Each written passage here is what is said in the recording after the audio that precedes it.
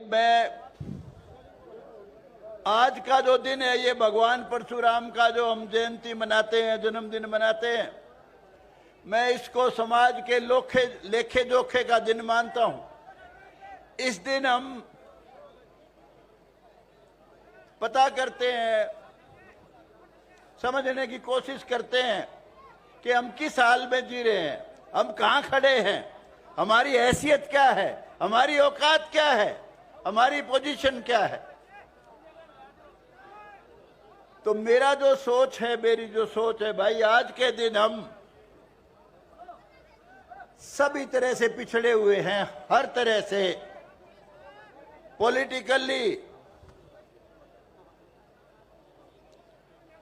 Economically, educationally और भाई socially. जो इन तीन चीजों में पिछड़ जाएगा, समाज में भी इसका दर्जा कमजोर पड़ जाएगा। उसके लिए कोई और जिम्मेवार नहीं है, हम ही लोग जिम्मेवार हैं। और खास तौर से जो नेता लोग हैं, एक आप समझते हो उलमों ने गलतियां की और सदियों ने सजा खाई। एक बड़ा आदमी गलती करता है, सारा समाज भुगतता है, सारा समाज ठोकर खाता है। हमने अनेक राज देखे हैं, कोई भाई अब बहकावन की कोशिश करे। हमने कांग्रेस का राज देखा, और भाई उस इनेलो पिनेलो का उसका जो के कहना था, यानी हर राज में हमारे साथ बहुत भारी अन्याय हुआ। और सबसे बड़े दुख की बात यह है कि जिस राज को हम 100% यानी कि 85 और उससे ज्यादा % वोट दे के बनाते हैं, उस राज में हमारे साथ अन्याय होता है। पिछला कांग्रेस का रिजीम था, उसमें भी हमारे साथ नौकरियों में बड़ा भेदभाव हुआ। और भाई ये राज जो है, इस वक्त जो सिस्टम चल रहा है, क्योंकि हमारे बच्चे पढ़ते नहीं हैं, मेरिट के नाम पे नौकरियां इस वक्त मिलती हैं। मैं हर लिस्ट को चेक करता हूं, हमारी आबादी के हिसाब से आधी भी नौकरियां नहीं मिल रही इस वक्त। हमारे बच्चे पढ़ते नहीं हैं, हमारा कोई रिजर्वेशन नहीं है।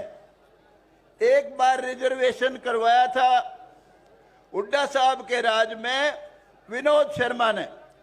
हुड्डा साहब एक प्रस्ताव लेके आए थे कि 10% स्पेशली बैकवर्ड जाट भाई और 4 जातियां और, उनके लिए रिजर्वेशन भाई चाहता हूं मैं 10%।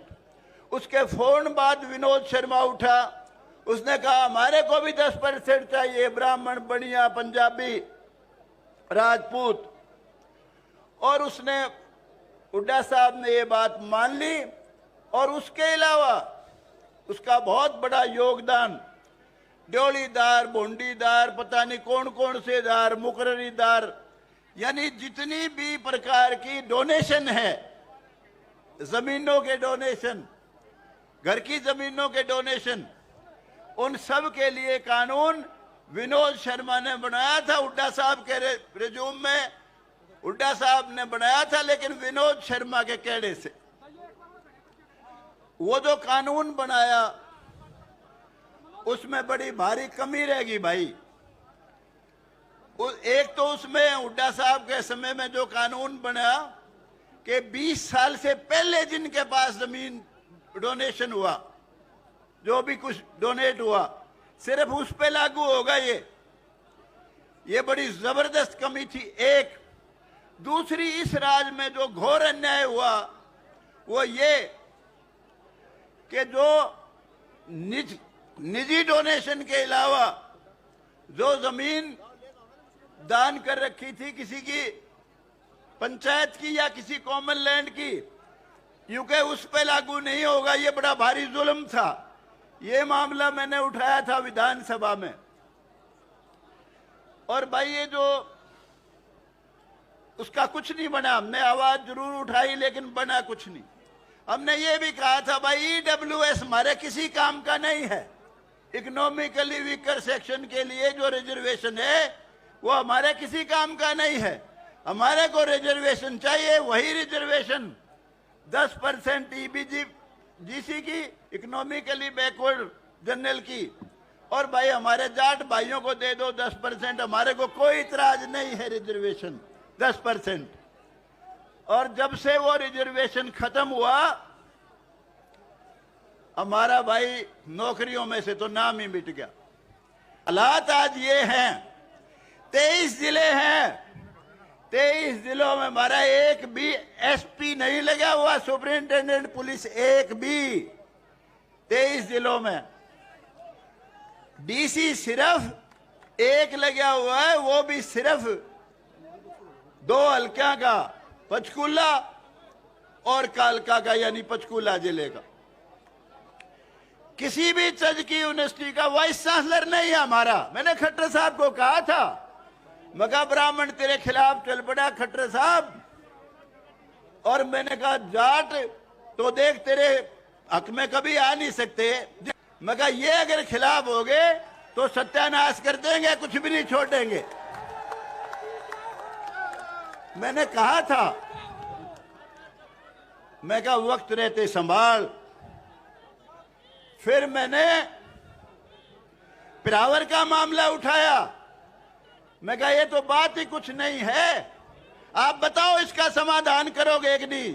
कहने लगा 100% समाधान करूंगा, मैं ब्राह्मणों के खिलाफ नहीं हूं, लेकिन ये जो फंक्शन कर रहा है जय हिंद, उस वक्त तक तो करूंगा नहीं, उसके बाद में करूंगा। ये कल की बात है, कल ही मिला था मैं। तो भाई मैं तो आपसे केवल ये कहने आया हूं, आप बहुत पिछड़ चुके हो, बहुत पीछे जा चुके हो।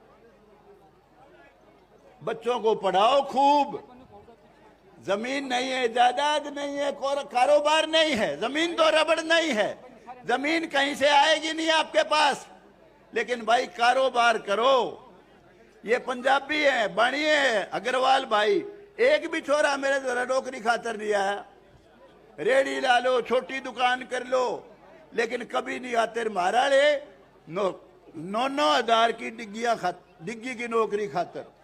अच्छे आदमी छोरे ने बोला डिग्गी में फंसा दे और नहीं तो भाई बहुत भारी कमजोरी आ चुकी है। वक्त रहते अगर नहीं संभले, देखो ये तो हाल उस बात के बावजूद है, हमारे मेंबर पार्लियामेंट की छिक है।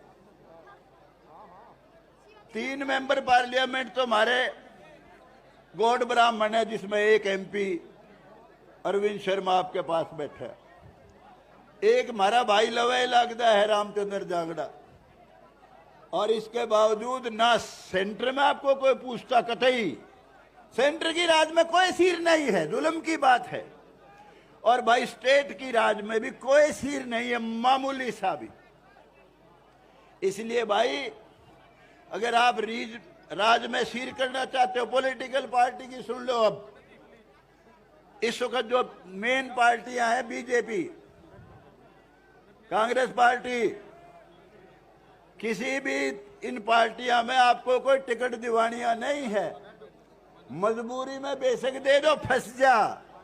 अब ये आल सेठ थारी फलाना काट देगा, वो बात अलग है, लेकिन आप आधिकारिक तौर से आपका कोई कमांड नहीं है, न एमएलए की टिकट न एमपी की टिकट। और रही बात ये कि भाई ये सारी, इसका क्या कारण है कमजोरी का? एमपी एमएलए हमारे क्यों नहीं शेयर कर पाते? एमएलए तो हैं ही ना, जैसे ही हैं।